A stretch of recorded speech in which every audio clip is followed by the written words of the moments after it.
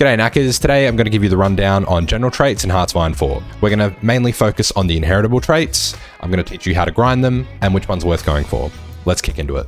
General traits are buffs and upgrades that your generals acquire through experience, which increases their performance either with certain types of units, in specific operations, or in different types of terrain. You can see all the different traits your generals can earn just by clicking on this little button here on the general portrait.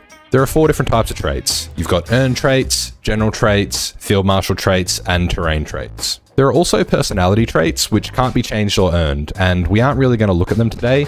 Just know that you can hover over them in the general's info panel like this to see what they do. The first 3 kind of flow into each other. First, you need to unlock the earned trait, which then gives you access to the general trait, which you can see by the blue lines here. So, for example, when you unlock the Panzer leader, like what General Patton here has, then you can go ahead and assign him the Panzer expert or the combined arms expert, which you can see here by them being highlighted. This costs a small amount of command power. To see what you need to unlock the earned traits, you can simply hover over them to see the tooltip. Most of the time it's pretty self-explanatory. For example, you gain the infantry leader trait when your general is leading infantry divisions. You need to reach a set amount of experience to acquire a trait, and this is only gained through battle. You don't get this by exercising. Once you've gained the experience needed, your general will automatically be given the earned trait, but you do need to spend your command power to give them the general traits. One important thing to note here as well is that the more earned traits that your general has, the slower they're going to gain XP for other traits. Penalties are a half speed with 1 trait, a third speed with 2 traits, a quarter speed for 3 traits, and so on. So if there's a specific trait that you would like a general to earn, it's worth aiming for that first, but we'll touch on this a little bit later. You've also got Field Marshal traits, which can be earned once you've promoted a general to the Field Marshal rank. Some have no prerequisites, such as these ones here, and you can usually assign them as soon as you've completed the promotion. These traits are only in use when the Field Marshal is acting in that capacity though. And in that case, bonuses are applied to any generals under the Field Marshal's group. If a Field Marshal has any other general level traits, these are also applied across their armies with a 50% penalty. So, for example, if Patton was a Field Marshal, the Panzer expert and Panzer leader trait would apply and increase their tank division defense by 5% rather than 10%. Finally, we have the terrain traits, which are kind of my favorite trait to try and get for my generals. These act the same as earned traits, and you unlock them while fighting in specific types of terrain or weather. They then in turn make your general's army much stronger in that type of terrain. The real juicy parts of these, however, is the adaptable trait, which you can assign once you've unlocked 2 different terrain traits. This is one of the strongest traits that you can get for your general, not only for the acclimatization factor bonus, but also for the terrain penalty reduction, which applies across all terrain types. So the penalties for fighting in urban tiles, mountains, or marshes is heavily reduced by having this trait. Your men will look at a mountain and see a nice open plains tile to zoom across. Now, let's have a quick run through each of these traits. I'll let you know if it's worth getting and why. Starting off with the Organizer, this increases your planning speed and is earned when using battle plans. It's a pretty easy one to get and is well worth unlocking, especially for any Field Marshals you have, as it then allows them to get the Logistics Wizard, which reduces your supply consumption by a huge 15%. Always get this, by the way, as well as either the Fast Planner or the Thorough Planner, which will increase your planning speed by 25%, or increase your max planning by 10% respectively. I always recommend going for the higher planning overall, as the combat bonus you get from that is worth way more than just gaining your planning preparation faster. You can always use the Staff Office plan to get that anyway.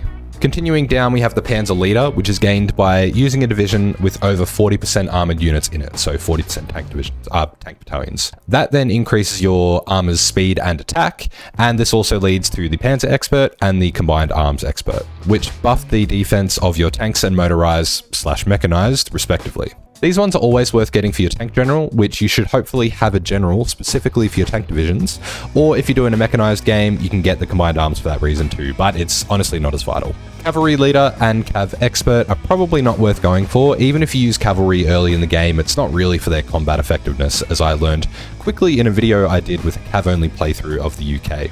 But if you are a sicko like me and want to do that, then yeah, sure, go for it. Engineer is a great one, especially in multiplayer, as it's earned while attacking across rivers or forts, and it can be paired with the Fortress Buster, which is going to increase your attacks on forts to a grand total of 25%, which is going to be really handy for trying to break El Alamein or another hardpoint. The Scavenger trait also increases your equipment capture gain by 3%, but you can pretty much leave this one most of the time. You're better off going for Fortress Buster. Now the Infantry leader, by far the most common trait I would say, and probably the easiest to get, and you get that by using a division with more than 80% infantry battalions in it, and it does increase their defense by a decent amount. It also gives you access to the Infantry Expert, which increases your attack, but my personal favorite is the Ambusher, which increases your entrenchment by 5 and also increases recon, meaning you have a better chance of countering enemy tactics. Pairing this with Engineers and Grand Battle Plan, and you've got yourself the rats at Tobruk basically. It's always worth getting for your infantry divisions. We're getting into the fun ones now. The Invader trait is gained while fighting during naval invasions, and that makes their planning bonus and speed 30% faster. The key here is you only get XP for this when you are naval invading an occupied tile, so no combat, no XP. This also opens up for the Amphibious trait, which gives you extra supply grace, and the Naval Liaison, which buffs shore bombardment by 25%. Always pick these up for your Marine General if you can. Next is the Commando trait, gained either in extreme temperatures or while doing paradrops or fighting with a naval penalty, so again, naval invasions. The traits it unlocks are pretty cool. Skirmisher is a bit of a mystery. It unlocks an operation probing attack, and I don't really think it's important to worry about that, but the Paratroopers give your paras an extra 240 hours of supply, which can make a huge difference if you're pulling off legit paradrops.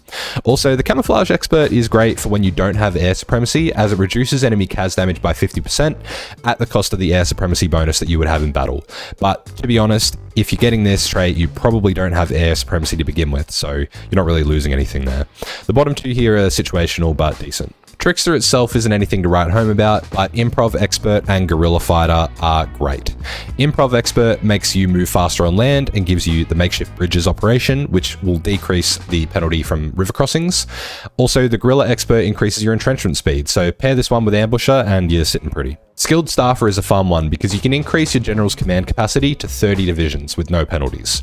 All you have to do is have them command a full 24 stack of troops. Once they have that, then you can make them into a Field Marshal, where they'll gain XP towards getting the Expert Delegator. And that's when they're commanding 5 armies with 24 divisions each. So this will increase the number of generals that they can command from 5 to 7. So if you have a big, juicy, strong general, you can spread their bonuses out across even more divisions. So always gun for these. Back up to the Field Marshal traits now. So 2 pairs of traits here that are always worth getting. So if you're going to be defensive, get the Unyielding Defender and the Defensive Doctrine. That will increase your defense by 10% and your 30% more entrenchment. If you're going to be more offensive, go for the Aggressive Assaulter for 10% breakthrough and Offensive Doctrine for extra attack and less org loss while moving. The bottom two of Organization First and Charismatic increase your reinforce rate by 2% and your division recovery rate by 10%. The former should help your reinforcement divisions join battle, and the latter will increase your org regain. So I usually go for Charismatic and leave the other one, but I'm open to ideas about this one in the comments if you guys have good experience using this. Now, finally, the terrain traits. I'm not going to spend ages on these as fundamentally they're all pretty much the same. Fight in that type of terrain enough and you'll get a bonus 5% movement and 10% to both attack and defense while fighting in that terrain.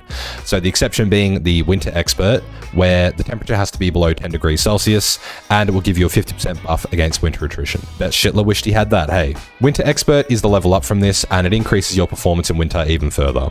The big one though is Adaptable, which I've already touched on. Always go for your terrain traits and always get Adaptable if you can. It's really strong when paired with 2 terrain traits and all the extra XP your general will have by the time they get there. So now you have a good understanding of all the traits and what they do, how can you make sure that your general gets the traits that you want, especially the terrain traits? Your generals only gain XP towards traits when they're in battle, so firstly it goes without saying, make sure that you've actually assigned your general to an army and attack with them. Great opportunities for this early in the game are in Ethiopia as Italy, in the Spanish Civil War as, well, any one of the 5 Spains, and in China as either, them or Japan. Assign your low-level generals with no traits to the largest army and attack, or have them on a defensive line being pushed. The more divisions that are commanded by a general, the faster they gain XP. Using Ethiopia as an example, you can gain Mountaineer with 1 general up here in the north, due to all this mountain terrain, and then Desert Fox in the south. This whole area is just deserts.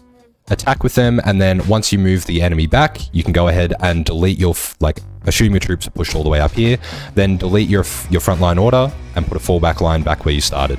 Let the enemy recapture all that territory, and then attack again. The more battles you have in a desired terrain, the faster you're going to gain those traits. And then once you have that trait, you can go ahead and switch the armies. So have your Mountaineer general fighting in the south and your Desert Fox fighting in the north. And now they're going to grind their second trait. And then once they have 2, you've got yourself the Adaptable general.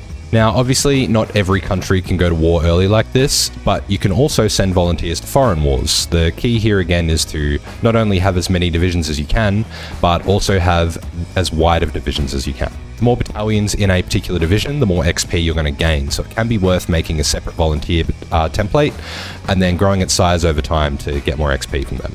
And finally, you can also hold off on assigning traits that you've unlocked until you've gotten the one that you want. So sometimes it's inevitable that you're going to pick up some of the easier traits while grinding for the better ones.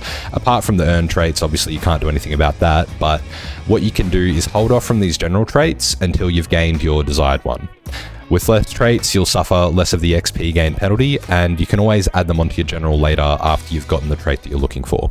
Thanks so much for watching. Let me know if you found this helpful and if you'd like to see me do the same thing for Admiral traits as well. And that's right, there is a whole set of these for Admirals. Speaking of Admirals, if you want to learn about the Navy, check out this video that's going to pop up on screen here. Now, yeah, cheers. Thanks for watching. Bye.